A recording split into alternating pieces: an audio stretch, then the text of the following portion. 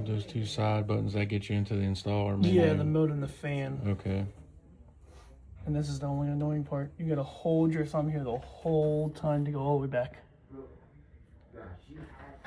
Oh, for the time. Mm-hmm. Okay, I got you. So if you're there at 8 in the morning and it says 7 o'clock p.m. you gotta go all the way back. You're scrolling for a while. Jesus.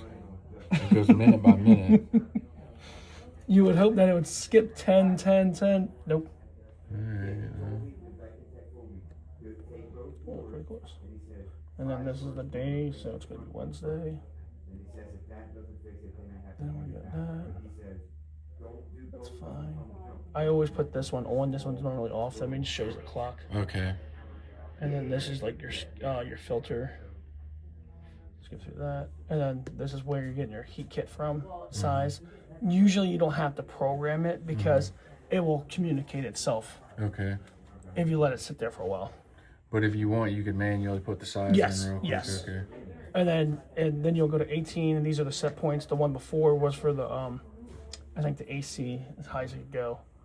Oh, I forgot how we Or have the that heat. here, too. Yeah. You know, we could probably add a... And then there's supposed to be another number 20, and that's where you do the test system. But because it's not there yet, because you gotta wait for so long, that's why Brian likes to do it on the app. I usually do it here because I got time to go do floor registers or something while it's trying to get to that, part. Because right now, because it's not communicating, it's only got the heat and off. That's it right now. So when I want to get back to the AC side, I have to go back into this and do it all over again. Get to that number 20. And then switch it to cooling? It'll let it go into the actual AC mode and emergency heat and everything. So you still can't do the heat, like backup heat. So it's just taking its time to figure it out. Yeah, that's the communicating part that's annoying sometimes. Because like 19, and then there should be one that's 20, but then it skips right over it. Okay. So that's pretty much all you should have to do to it, though. Yeah, not a whole lot. Not a whole lot of messing around with. Okay.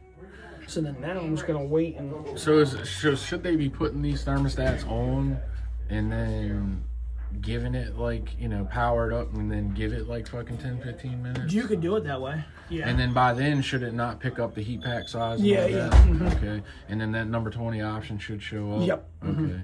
Yep. So like at that point, that's when I would go do floor registers or something, like, you know what I mean? Like something I have a little time to go mess around with. Let it get its shit together. Yes. And then this will actually give you error codes right here. Okay. And the error code will come up, it will say like E11, I think it is. And that's a communication error. Okay. So that's when you know you got to go do the testing or testing error. That's what it was. What's that orange light mean? It's heat. Okay. Yep. So in AC, it's going to turn blue. Okay.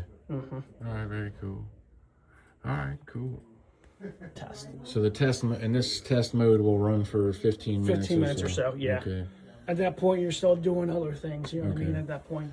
So And then it will actually shut itself off. It will go from on to off. That's when you're done. You just push the mode button, and then you're done. Okay. So we're going to power this up, give it 15 to 20 minutes for option 20 to show up. When option 20 shows up, we're going to hold the fan button to force it into its test mode, which should show this. Then this will run for about 15 minutes or so. And then once it's done, it'll switch to off. And then you just hit, you said the mode button? Yep. And then it'll be done. And then you're good to go. And that does away with the error 11 code and all that stuff. Yes, sir. Okay. Very good. So also what he was just saying is with those Goodman air handler and that cheap communicating thermostat, so you have to put it into that option 20 test mode. That must be done. But you also have to change bank DS3 switch 1, 2, 3, 4 dip switches to match your heater pack. So you would get that information out of the manual. You have to do both. If you don't change the dip switches in the air handler, the heater pack won't work. And if you don't put it into test mode in option 20 in the thermostat, then you'll get that error 11 communication fault.